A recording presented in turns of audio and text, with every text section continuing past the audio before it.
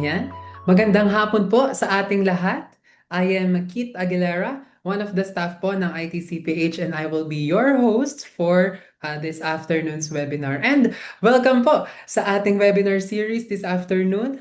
So we are in the episode 7 of our Internet of Pigs, entitled From IOP to Farm AI, Farmers' Self-Resilience to Intelligence. And welcome po sa ating mga viewers sa ating Zoom meeting, especially din po sa mga nanonood po sa ating live telecast sa ating Facebook page. And maya-maya lamang po ay magsisimula na tayo ng ating webinar series and makikilala na po natin kung sino ang ating resource person for this afternoon. And with that, sana po ang lahat ay maayos at maganda po ang ating setup. Just stay relaxed. Makinig lamang po tayo this afternoon dahil for sure ay marami pong information na magagamit po tayo for this day. And with that, para simulan na po na formal ang ating webinar this afternoon, meron po kami inihandang invocation to be followed by the singing of the Philippine National Anthem. Dear Heavenly Father, we thank you for gathering us all today in this important endeavor. We ask that you bestow your guidance and blessing upon each attendee. May we honor one another by keeping an open mind. May we voice our truth and listen with an open heart. Bless everyone present today, that each may be able to share his or her contributions and gifts. Grant good health and safety to loved ones left outside this room, and bestow peace and goodwill to all of us.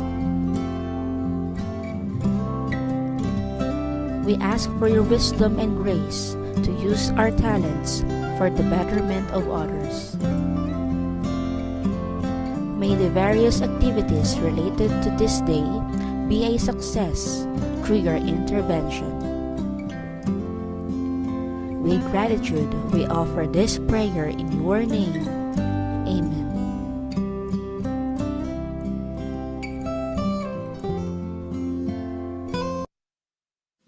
Mga kababayan, ang pambansang awit ng Pilipinas. Kayang magiliw, ewas ang sinakanan, alam ng puso, sa titik mo'y buhay. Lupang hinirang, tuyag ka ng magiting, sa manlulupin, di ka pasisingil, sa nagatang tutok sa simoy at sa langit ang pagaw, ay ginagang tulad, awit sa pagkayang minamahal, ang isang ng matawad mo'y tagumpay na nag-iindig, ang bituin at araw niya kailan pang ay di magtitingin. Lumang ang araw ng warhabit pagsinta, buhay langit sa piling mo. Ang hindi kaya na pagkay mga api, ang mamatay ng dahil sa'yo.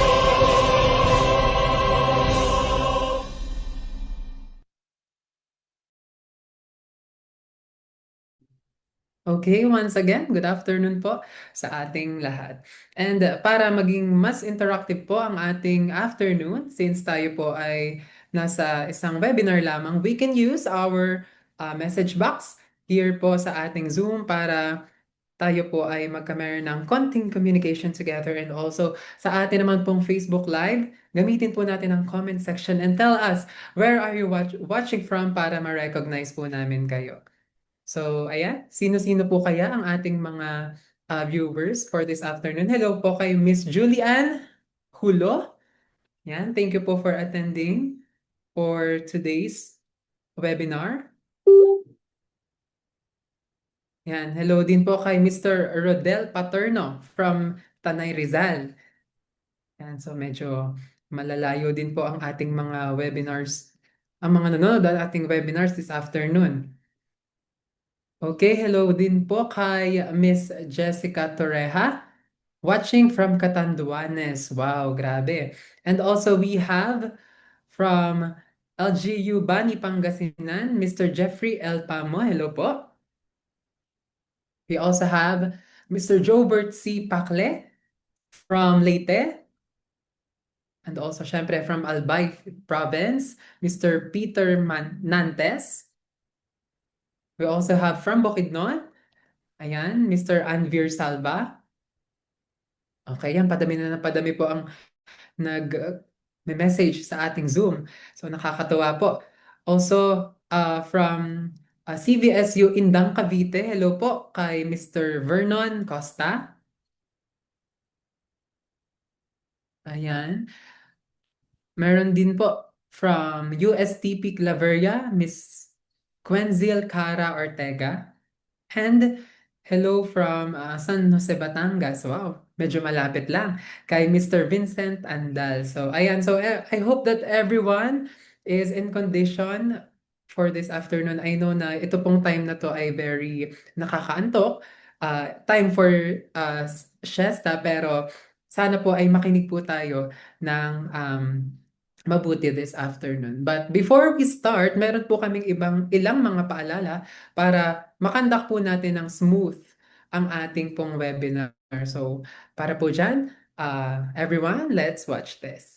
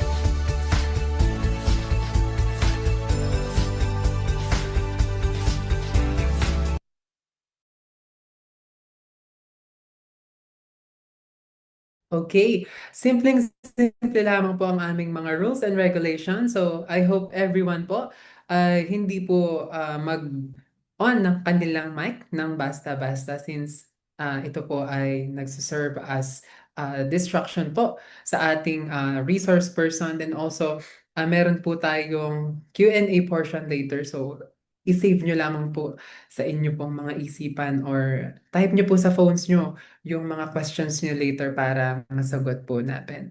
And bago po tayo mag-proceed, I would like to recognize muna ang ating mga nanonood sa atin pong live telecast sa Facebook. We have Mr. Sen Zamora all the way from Davao City. Wow, ang layo. And also we have Miss Gian Binsol Alarcon watching from Bataan. Also have Gambino, yan, watching from, si Mr. Carlo Sia pala ito. Hello po, Sir Carlo from Quezon. And also, we have Mr. Resty Mariano Guevara from LGU City Veterinary Office ng City Bulacan.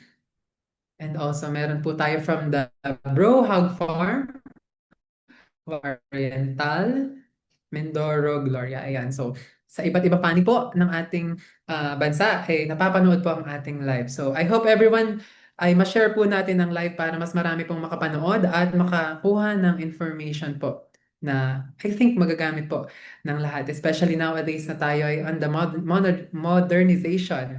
Yan, so nabubulol-bulol pa. Nasa modernization era na po tayo.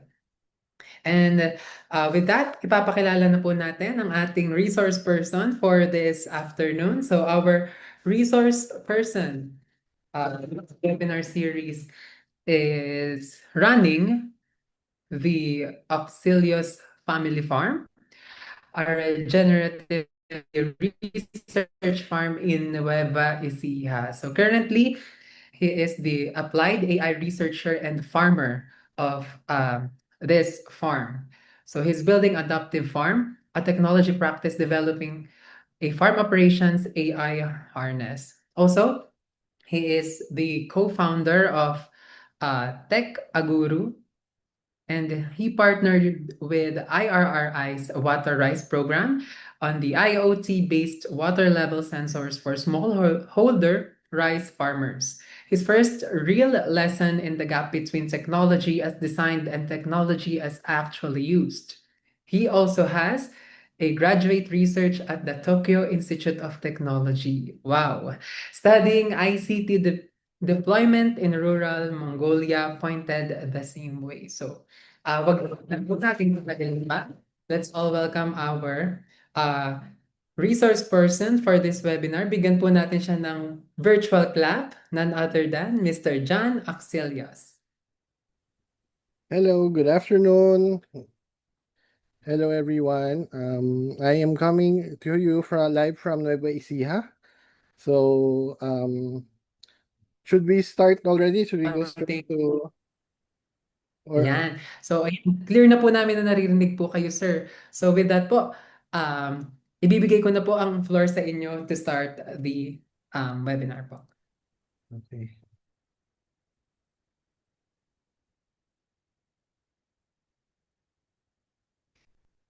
Hello. Can you see my screen? No. Hello. Ayan. Ayan. Nakikita na po namin currently ang screen nyo po. Okay. The slides are on. Hello, can you see my slides? No. Yes, visible na po siya, sir. Okay, sige. Thank you everyone. Thank you everyone for joining. I'm going to talk about basically farmers' perspective. Most of the time when we talk about technology, it's usually yung product pitch o yung nagbebenta sang technology. Ito ang perspective natin ngayon is paano gumamit ng technology sa farm. So Internet of Pigs, this is actually, gave a talk to ITCPH last year about this. This is also a continuation of what we've been doing last year. So last year we were focused on IoT, implementing things to sense, to find out what's going on the farm. And now we're going to make that even more intelligent so that somebody can actually, or an AI, an artificial intelligence can tell you what's going on in your farm. Yun po yung research goal namin dito. Okay. So, what I will be sharing is research perspective. This is not, ang anong kasi, I'm also an alumni of ITCPH. ITCPH teaches yung commercial way of farming pigs. I'm not here to debate or to tell whether that is right or wrong. I'm just going to say that what I'm going to share is the research that we've been doing in our farm. It's a small scale farm, and then we follow regenerative agriculture practices. So we grow a lot of things, but in small amounts, and then we try to make them closed loops. So our schedule, I'm planning here a farm tour first for around 25 minutes. And then between the tour and continuing on my desk, I think we need something like 3 to 5 minutes. So there's gonna be a short intermission there. And then I will come back and then wrap up with a quick presentation. Then we go to an open forum. Okay. So since I will not take it, I will now first go with the farm tour para makita nyo na lang ano yung mangyayari dito sa farm. Instead of me giving slides para mas maano naman kayo, mas makikita nyo physical what's going on. I'm going to switch to the other device.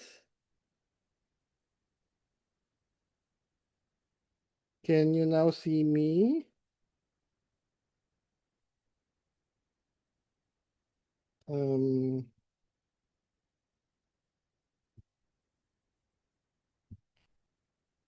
Where is the stop share? Ayun. Okay. Can you see me now? I'm gonna stop this. Can you now hear me?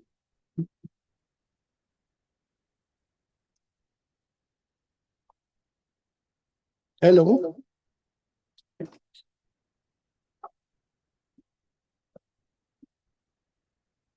Hello, can you now hear me?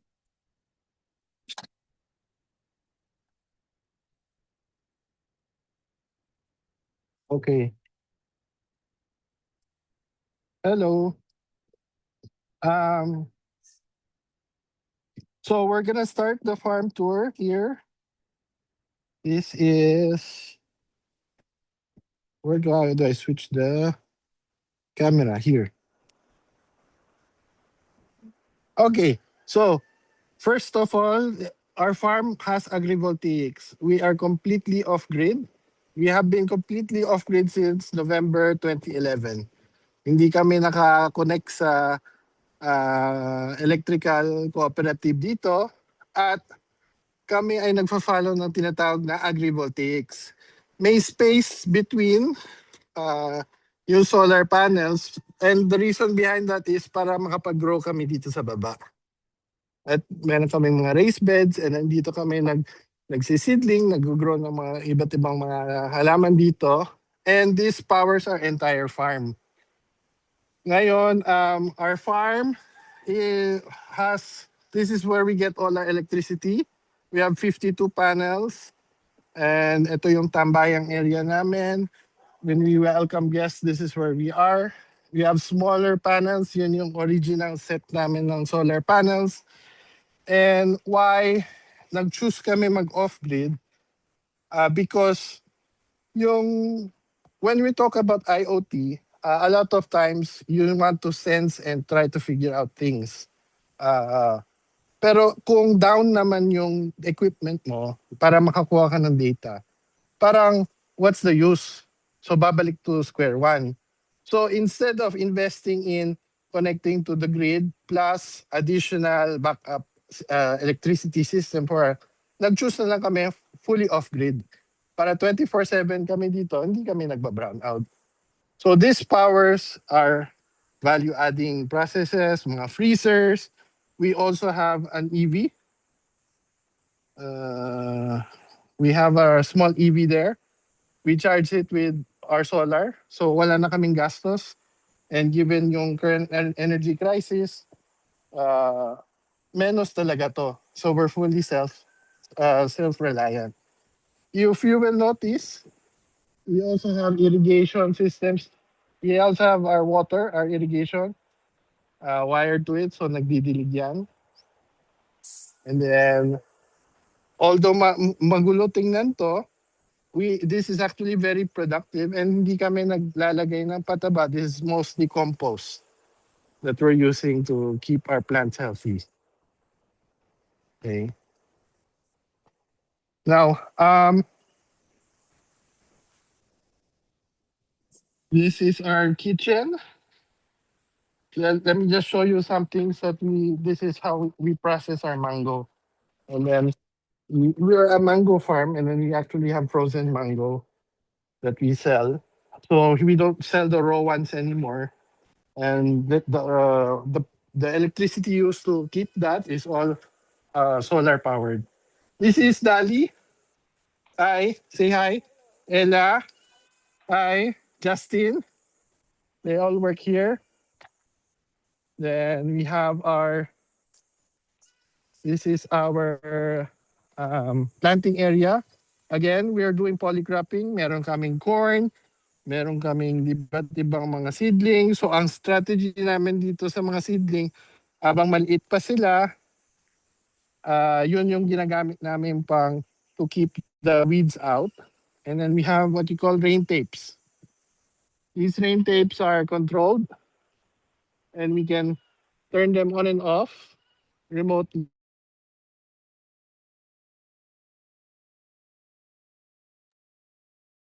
Ayan, so hello po. While we are waiting po sa pagbabalik ng ating resource person, ayan, si Sir John, pwede po tayong mag-comment pa po sa ating mga comment sections kung meron pa po tayong mga viewers na hindi pa po natin na-recognize. Ayan, ayan na po si Sir. Sir, naka-off po ang atin pong mic. Hello po. Saan po na-cut off yung tour ko kanina? Around what area did we get cut off? Nandun po kayo sir sa may green po kanina eh. Okay, sige po. Pa. Okay, continue ko na. Okay na ngayon? Okay, so some other things about our farm. Nag-invest kami sa equipment. Ito yung heavy equipment namin. We have a mini skid steer. So yung mga paggawa ng trenching, paggawa ng butas para sa poste, yan yung mga ina-attach namin. So dyan yung mini skid steer namin, multi-purpose. Yan yung pambutas namin. May panggawa kami ng trench para sa mga tubig. And then we have other attachments here. We have buckets, we have a rotavator. This we all use, all hydraulic controlled. Okay. Now we're going to our pigs. Before that, ayan. So ito yung mini skid steer namin. This is diesel powered Kubota engine. And then we also have an electric ATV. This we use to panghakot, all electric powered. Itong bago naming taniman, hindi pa ginagawa pa lang. So if you're interested in doing rain tapes, this is how we do it. We have our controller here, and then naglalagay kami ng steel cable, and then we have our rain tapes to irrigate our plants. Okay. Ngayon,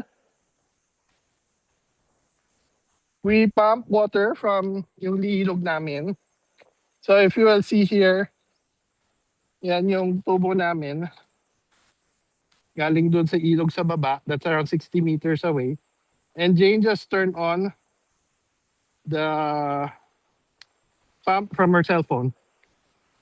So this is Home Assistant. I will show you how it's done later. I will show you more on how we do it. But everything has to do with irrigation. We automate it. It's all app controlled. And later on, we're gonna get the AI to do it for us. Ito naman yung ranging area ng pig namin. Oh, ito yung isang pig namin. So we are actually setting up this area to monitor. So this area, ito yung bahay mismo. And then during the day, she goes around. And then may walo siya. As for yung feeds namin, we have this feed rack here. Naka-organize to and may number yung mga lalagyan.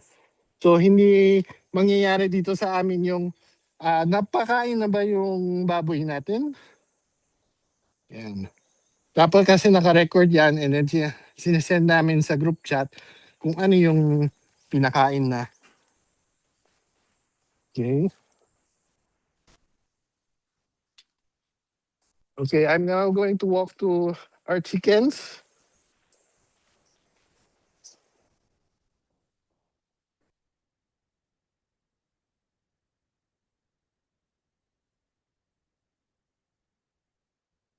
So, here in our chickens, ang ano namin dito, we actually get our carbon, which is dried leaves and grass.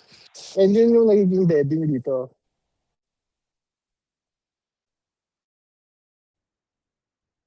Every week, we add this with yung manure na mga droppings ng mga alaga namin. Yung sa baboy ng naman namin, what we will find out is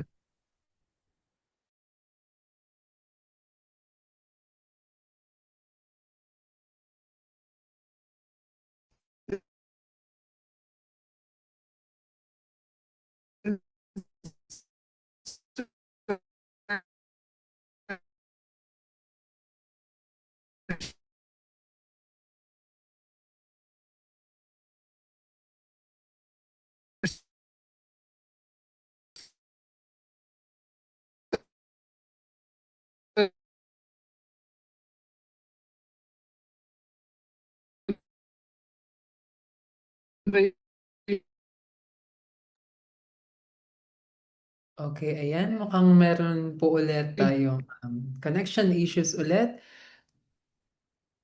Ayan.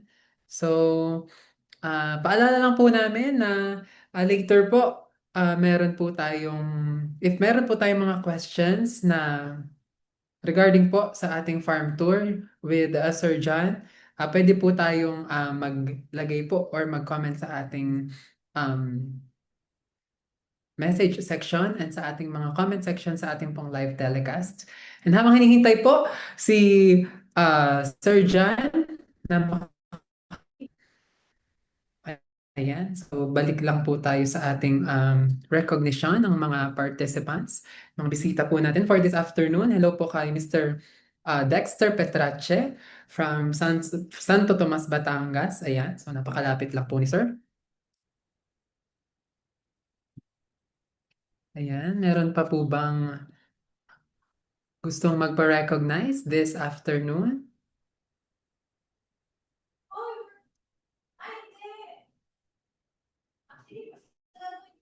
Ayan, so hello po kay Ma'am Madeline Pelipada, watching from Calamba City Agriculture Office. So hello po sa mga taga ah, Calamba City Agricultural Office. Sana po ay maganda po ang ating afternoon. So lahat po tayo. Okay, meron pa po ba?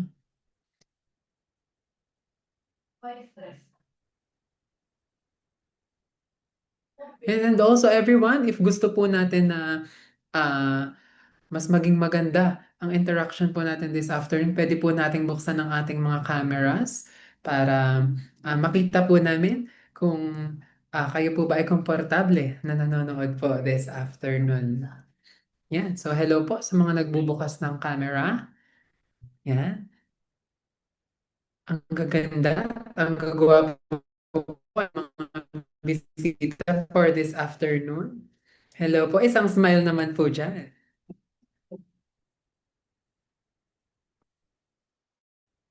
So hello po again sa mga bago pong nagbubukas ng kanilang mga cameras. Yan, hello po.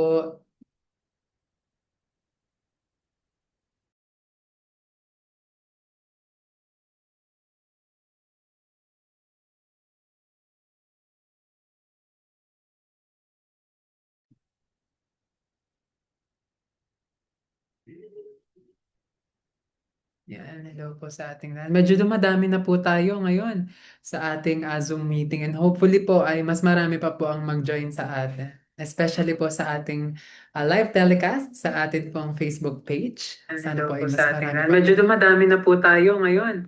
Sana po ay mas marami na pong manood and mag-share po sa ating live.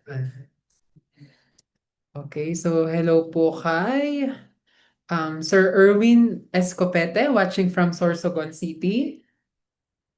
We also have Mr. Aljon Huberta Gamboa, all the way from Nueva Ecija. We also have Miss Sheila May Omega watching from Bislig City. Ayan. Hello din po kay Mr. Carl Rick John Cordoves watching from Canlaon City. Ayan. So, marami po ang nagko-comment sa ating Facebook Live. Hello din po kay Mr. Charlene. Oh no, Miss Charlene Abadon. Watching from Davao del Norte. Kay Mr. Felix Ramos, all the way from the Bicol region. And also, di ba, meron din po tayong international viewer. Hello po kay Miss Sunny Paz, all the way from Australia. Grabe, talagang hindi lamang po from national level ang ating we also have international level. So po ni Mr. Anthony Alfonso all the way from Qatar. Yan. And ito po kay Mr. Dennis Padikit. Padike. Yan. So, siya ay from UK. Yan. So, palayo na ng palayo ang nare-reach ng ating webinar this afternoon. And I think, ayan, so parang nakabalik na po si Sir John.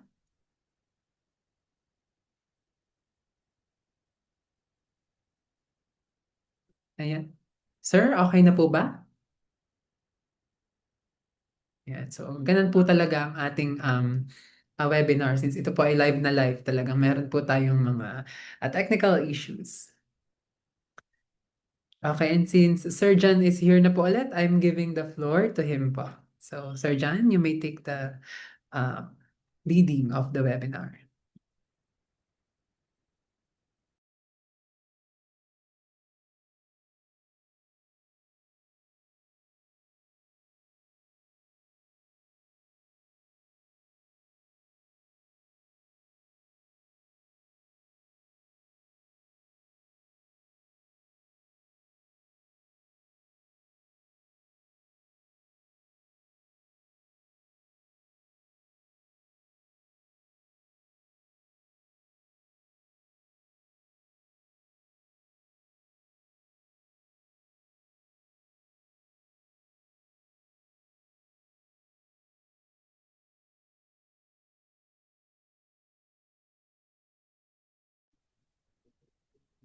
And then while we are waiting po na mag-start po ulit ang atin pong RP, tapusin ko lamang po itong recognition ng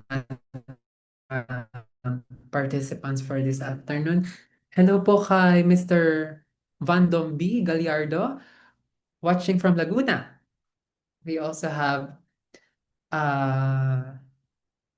Ayat Cadiz, watching from Santa Maria, Bulacan, and also Micah Matosinos, okay, from Bicol. So mas marami-rami po ang nanonood, tumututok po from the Bicol region. Ayan. So hello po sa mga taga Bicol region. Masaya po kami na naka-attend po kayo this afternoon. And again, share and i-like lang po natin ang ating live telecast sa Facebook para mas marami pong ma-reach na accounts po. And with that, Sir John, the floor is yours. Yeah. Okay, so here's an example of yung compost namin. Yung meron kaming thermometer at meron kaming card na ganito, tinatrack namin yung moisture at yung temperature. So ito yung pinupunta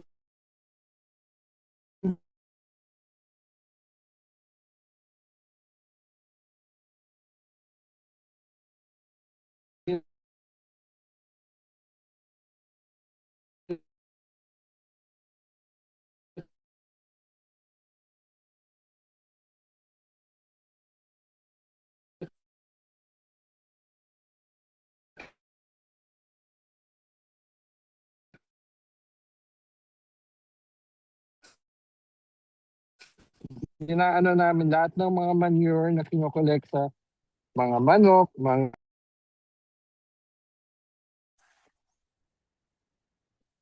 Hello, ayan. So here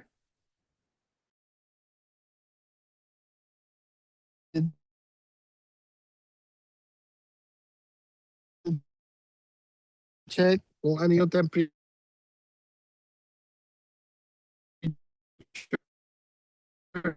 ng the compost should cook quite well. Dito sa farm, sorry for yung technical difficulties. Maraming don't know why we tried this actually a while ago. Have this connection cut, I think. Okay. What else? I will now return to my desk for the slide. If there are any questions, you can probably just chat them and let's go talk about them later. Okay.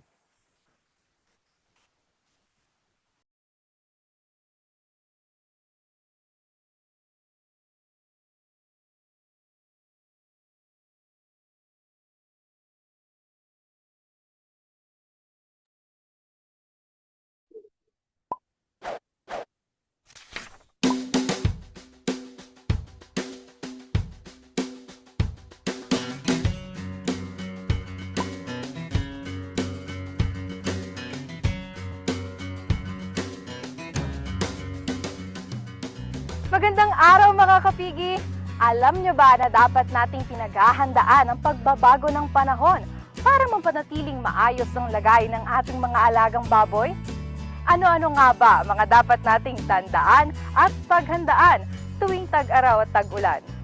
Kung tag-init, asahan natin ang kaso ng heat stress o heat stroke, dehydration, skin disease tulad ng mange at greasy pig's disease, at kung may overstocking naman, prone din ang mga ito sa pneumonia. Tulad sa tao, kailangang maayos ang daloy ng hangin at nakagagalaw ng ayos sa mga ito. Isalang-alang ang proper ventilation at stocking density sa farm.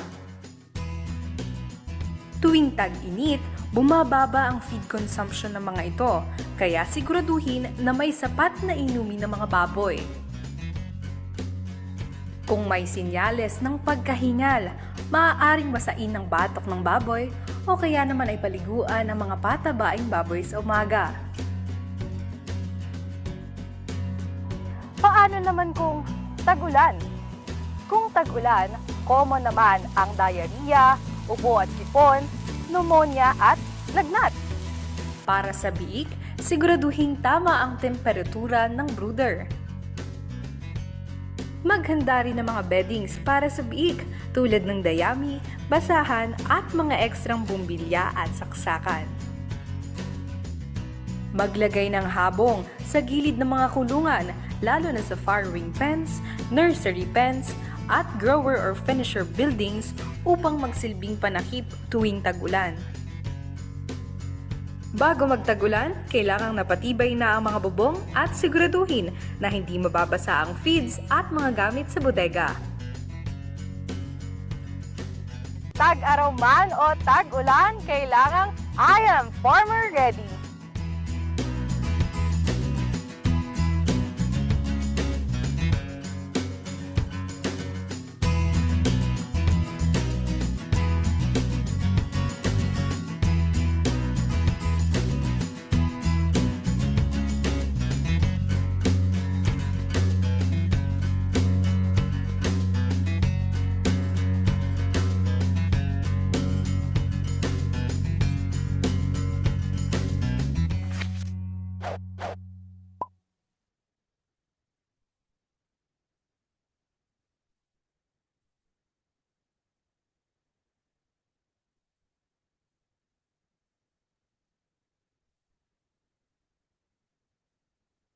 Okay, hello. So, that was the farm tour, man. Hindi naman masyadong nagkaroon tayo ng mga technical difficulties. Sorry for that. But I hope you get a picture on how our farm works.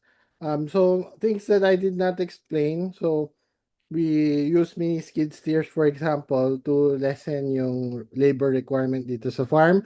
So let's say yung pag-turn ng compost, we use the mini skid steer for that. Then we do a lot of polycropping, but our polycropping is defined by the schedule ng compost. So in most other farms, inuuna yung ano yung gustong itanim. Sa amin, binabaliktad po namin. So ano yung nagagawa namin compost, yun yung gagamitin namin sa tanim. So pinipili namin ano yung mga high value na crop na tinatanim namin. Pero full compost ang ginagamit namin. So the compost usually takes 1 month, sometimes 1.5 months before we can use it. And it cooks around 60 degrees in the morning. Makikita mo umuusok talaga siya. And that is what is different in our farm because we're trying to first regenerate soil so that you can have all the microorganisms to actually build to actually help grow the plant that is of interest. Okay, so one part I showed how we use Home Assistant to control our pumps. So I will now show you our Home Assistant setup. This is the dashboard on our computer. There's an equivalent of this in our cell phone.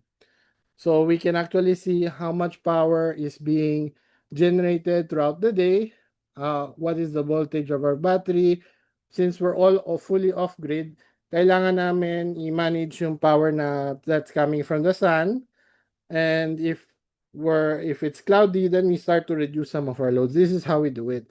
So we have our dashboard, we have our solar power, We monitor the voltage levels of our equipment. We run 3-phase power here, so yung mga high-powered equipment we can actually run. And then I'll show you the example is irrigation. So how do you track kung na dilig na ba yung mga tanim? So we have this. So we can see that the irrigation pump was turned on. The yellow it's turned on. And then we have the different Mr. 1. Yung mga planting area namin, we name them after food. So example, laing, bulanglang, and then we have the different rain tapes. So we know how long the duration was. So for example, this Mr. to 3 hours it was turned on this morning. This afternoon from 1 to what's this? From 1 o'clock. From 11 to 2. Oh, yan. So this is an example. Then we can see yung volume flow rate for each of the different circuits, the water circuits that we have. So we have yung Mr. Mo. And this graph will show you how many cubic meters per hour of water are being transferred. Okay, so this is, and then we have our weather station. We have a weather station, and this dictates also how we do our activities in the farm. We have temperature, humidity. We're tracking also solar radiation, and pressure is interesting in the rainy season, because with pressure you can more or less say you can detect if it's gonna rain in the next 5 minutes or not. So that's one of the best indicators that we have kung uulan.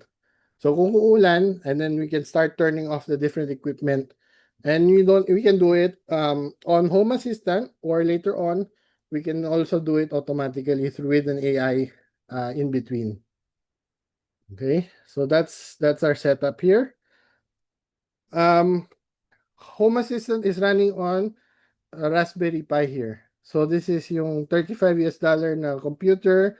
We put a UPS on it, so it's running all the time. Even though we have our power is up all the time, we still need the backup to it. So this is how we are running Home Assistant in our farm. No, previously, so if you're gonna look at yung history ng Internet of Things, when Internet of Things concept was developed back in the 2000s, the idea was actually not to send all of your sensor data. Let's say you meron kang plug that's connected to some app. The idea wasn't actually to send that plug onto a server in the cloud and then back to your cell phone.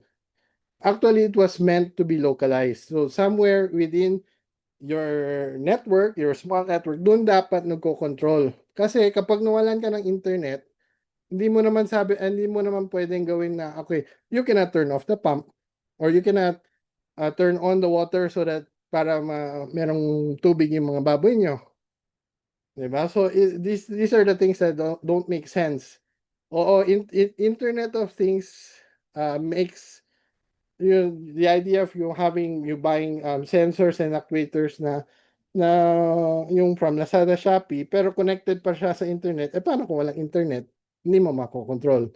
So this is why Home Assistant is a project that's growing real fast, kasi you can have a small Raspberry Pi in your home network, and then it can directly react to what's going on. Okay, so in our farm from 2001 to 2025, we were basically building on our what you call physical layer and digital layer. So physical would be our solar panels, our internet connectivity, our water systems, our livestock. These are the physical assets of our farm. Afterwards, we now lay sensors, Wi-Fi, CCTVs throughout the farm. Now, we have over 86 devices in our network, and these are from CCTV to pump controllers to different sensors to weather stations. So how do you make sense of it now? And this is what we're doing in 2026 with yung mga, I'm sure a lot of you know what ChatGPT is. Basically, we're doing that, but in farm. This is the research that we're doing. Okay? Now, we can do this, for example, with the CCTV in yung kulungan ng baboy namin, we can detect when the pig is in the pen. So here you can see that the pig goes back to the pen at around 6:30 in the afternoon, and then will leave at around 5:30 in the morning. So ano siya, you know that the pig is there. Now the question is, what can you do with this data? So this is now the next step in trying to figure out. You have lots of sensors, you have lots of data. So if you have data that the pig it goes back to the yung pen niya between certain hours, what does that tell you? And this is the part where a lot of people are investing their time and effort. What we also want is transcript. We want context. So, like example, yung sow namin, nasaan na siya sa kanyang life cycle. So, we have chat data, for example, kailan nasumpit. Kasi sa amin dito, imbis na manual record keeping, nag-group chat na lang kami. And I'm sure many people also look into that. Yung imbis na manual record. And sometimes yung mga ibang companies, they will do group chat muna para madali. Pagkatapos pagbalik sa office, doon ilalagay nila sa application nila. Oh, ito pa nangyari. And then yun yung record keeping nila. So what we're doing now is trying to figure out, can we get that chat plus the sensor data? Tanggalin na natin yung manual process in between na nagtatranscribe, and then magsasuggest ang AI natin. You need to now check. Today is heat check day for your sow. And this is the goal that we have. Okay. So group chat. This is something that not a lot of people pay much attention to. Pero it's a wealth of information. Sa amin dito sa farm, so for example, yung kanina yun dun sa compost, we have yung cards. So we actually have messages sent. Oh, ito yung compost number, compost G. Ito yung temperature, ayan yung moisture. And this happens every day. So after a while, you actually now have a big data set. Pero hindi siya yung database or hindi siya yung spreadsheet.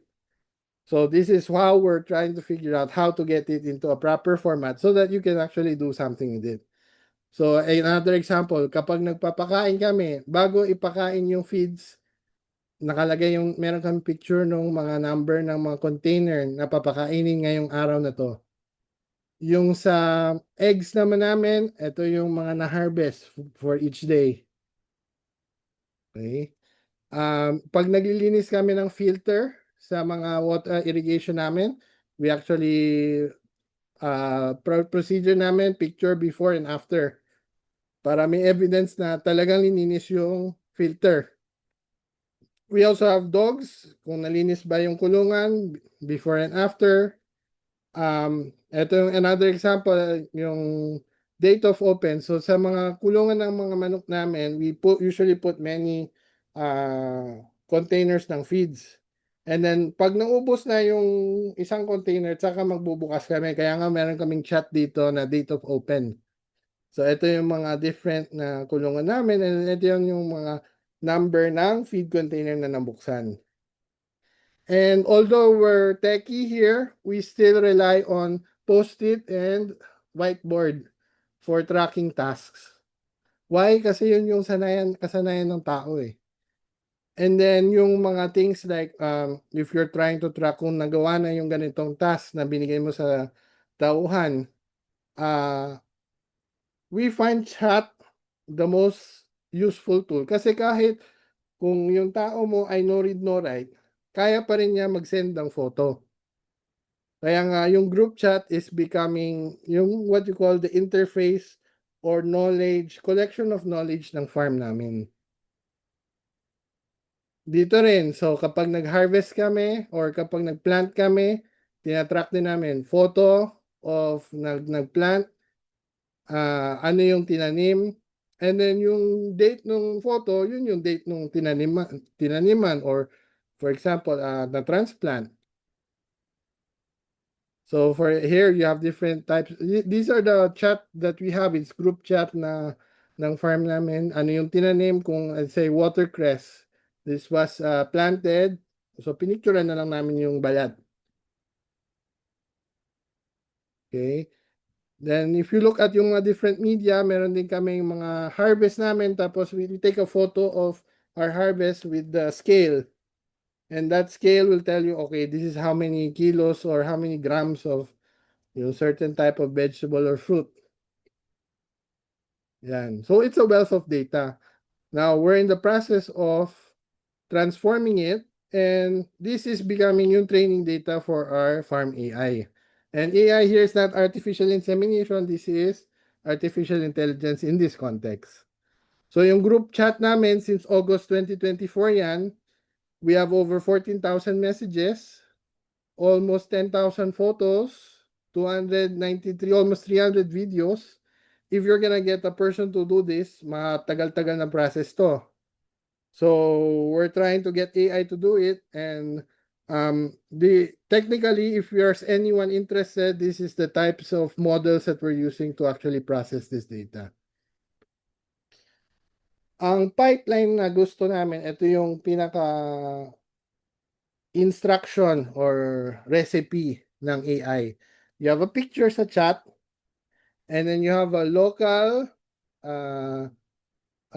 video or visual language model that reads the photo, understands what are the portion, writes the record, and then gagawa siya ng record sa database mo. Okay? So, all of that, that's how we do things. Pero how we got to this point, back in 2024, we were thinking, okay, sa baboyan, paano natin i-automate yan? And we actually took a while to think about how this should be done. Because kung i-automate natin ng dire-diretso yan, it will look like this image. Ang dami mo mga kung ano ng anik-anik. But you can actually just get a CCTV camera and then teach an AI to track what is important to you. And if you have data ng anong ba nangyayari dun sa life cycle ng baboy mo, you make things very simple. What I want to tell you here is automating dito, example sa piggery, you don't need a lot of technical things. There's actually, it can be done simply. This is what we did. Ang common, ang standard practice natin dito sa Philippines is naka-farrowing cage yung inahin natin na magfa-farrow. So instead of having that, what we did was how can we looked at what you call free farrowing. There's actually, you can check this website out. There are different ways. There are different pen designs. This is the one that we adapted and we prototype here in our farm. And we have a camera that monitors our pig. This was done October 2022 pa. And from that time, we learned a lot, and now we're building the intelligence side. Ang inahin kapag manganganak na yan, usually gumagawa yan ng nest.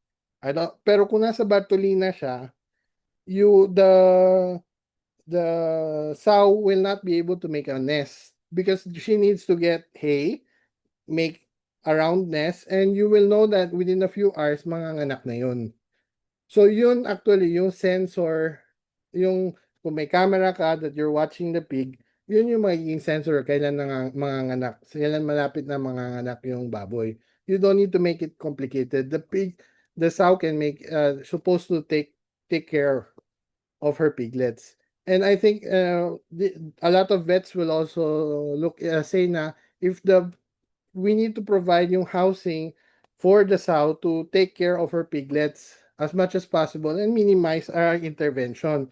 So hindi yung meron tayong attendant na pag nanganak, ready na yung oxytocin, kapag hindi lumabas na yung biik within 20 minutes, saksak agad. Yun yung standard practice natin ngayon.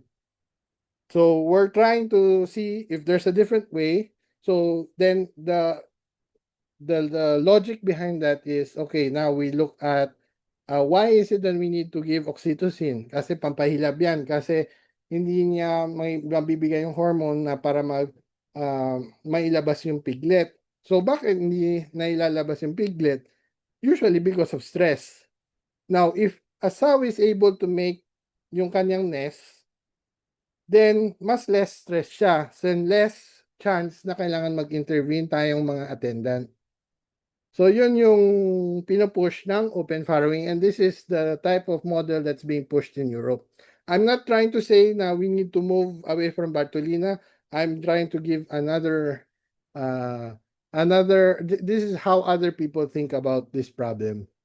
And when you automate, you don't need to do exactly the same model. You should also consider ano yung mas mapadali so that you don't build a lot of sensors and controllers in what you're trying to automate.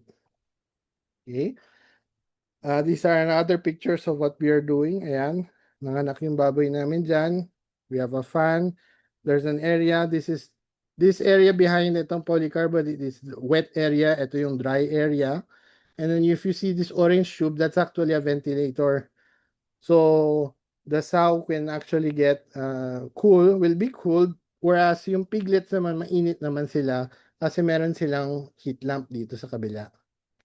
So etong ventilator na to, we give the sow local cooling. So we don't cool the entire area, and then open siya. Okay. So this is actually the end of my presentation. To recap, we skip doing grid power. We don't purchase fertilizer. We don't do manual record keeping. We don't use cloud lock devices. We have 2 ISPs powering our farm here. And we don't have yung 24/7 powering attendants. What we are doing today, we are off-grid power so that all of our sensors are always up. Wala tayong problema kapag down yung power ko off. We do closed loop compost. Our planting is defined by our compost. We don't use manual record keeping because we have sensors and we have group chat for that. We have home assistant, we have local control. So even though the internet is down, we can actually still control and continue our operations. And then we're doing free farrowing. And we have obviously redundant ISP because when we're outside, we do need to know what's going on in the farm.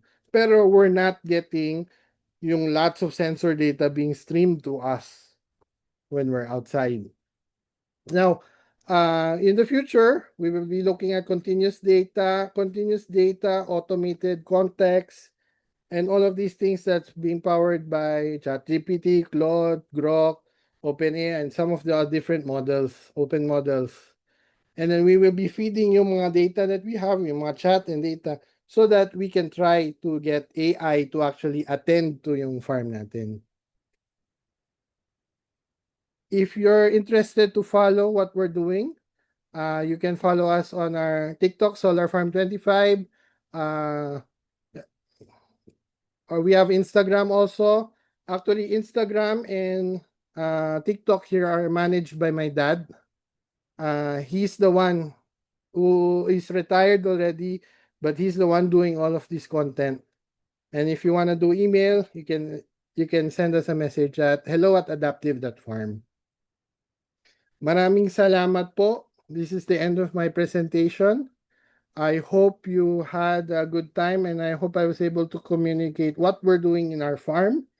And if you have any questions, feel free to ask them, and then I'll try to answer them as fast as possible or as concise as possible. Ayan, so maraming salamat din po, Sir John, for sharing a really informative presentation for this afternoon. And with that, open na po ang ating message section sa atin pong, before po pala that, let's give Sir John a big warm virtual applause. Ayan, so marami pong nagka-clap sa ating Zoom. And yeah, going back, sa mga meron pong questions, open na po ang ating message inbox here at the Zoom and also sa atin pong live telecast sa Facebook, you can comment your questions po para masagot po ni Sir ang inyo pong mga questions.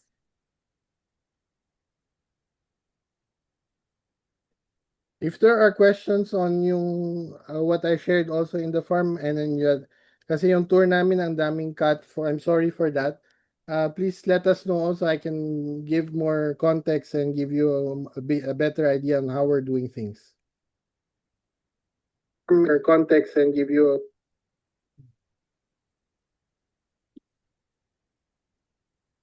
Ayan, so far sir, wala pa pong nagtatanong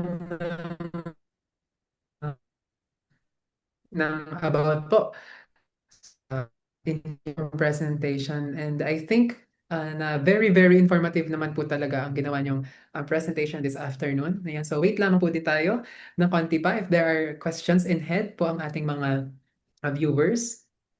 Ayan, so magtanong na kayo. Willing po si Sir na sumagot ng questions. Ayan. Sana po naman hindi kayo na antok sa presentation ko this afternoon. For sure, sir, hindi naman po. Lalo na po yung farm tour. Talagang, I think inabangan po ito ng ating mga viewers. Ayan, meron nag-raise ng hand. Yan, sige po. You can use our inbox section para po sa question po natin.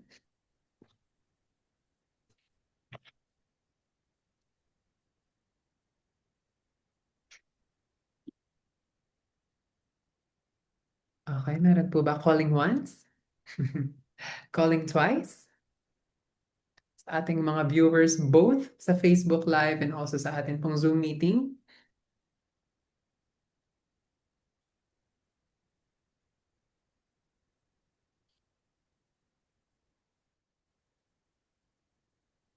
Okay, with that po, I think, Sir John, since talaga naman pong very clear at talagang informative and enjoyable po ang inyong ginawang presentation this afternoon, mukhang wala na pong gustong magtanong dahil everything is malinaw. Clear naman po sa lahat po ng ating viewers. Again, maraming maraming salamat po. Ayan, meron po pala si Mr. Vincent Andal. Question po sa chat. Saan po kayo, sir, nag-send ng message?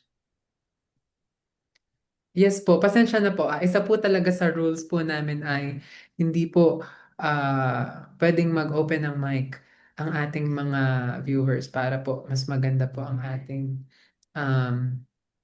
run ng webinar, mas clear po. Yan. So sabi po ni Mr. Vincent Andal, thanks po sa presentation. Pa-share na lang daw po ulit ng TikTok and Instagram channels.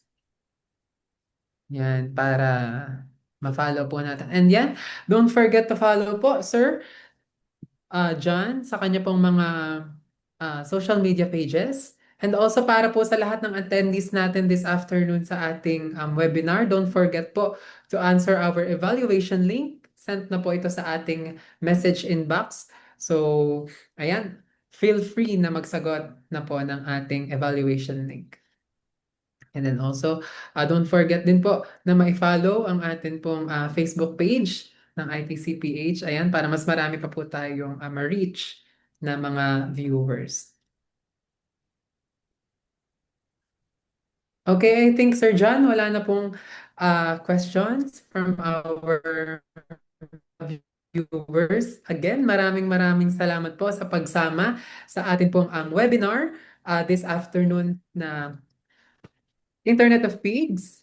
Yan, so we are in the episode 7 na po, entitled From IOP to Farm AI, Farmers, a Self-Resilience to Intelligence. And I hope everyone enjoyed the webinar this afternoon and hopefully makita po ulit namin kayo sa next episode. Yan. So everyone, thank you po sa pag-attend. And bago po pala tayo mag-end ng ating live here sa Zoom, may we request everyone na mag-open po ng kanilang camera para po sa isang photo opportunity.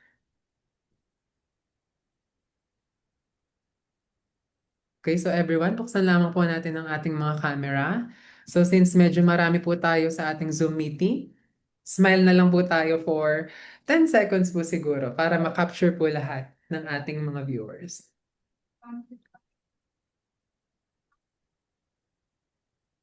Yan. Smile po. Give us your best shot.